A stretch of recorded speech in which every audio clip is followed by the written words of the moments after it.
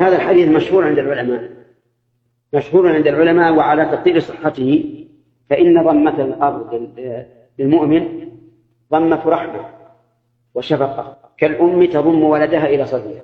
أما ضمتها للكافر فهي ضمة عذاب والعياذ بالله، فإن النبي صلى الله عليه وسلم أخبر أن الإنسان إذا دفن أتاه ملكان يسألانه عن 3 أصول: من ربك، وما دينك، ومن نبيك. فالمؤمن يقول: ربي الله ودين الإسلام ونبي محمد، أسأل الله تعالى أن يجعل جوابي وجوابكم هذا.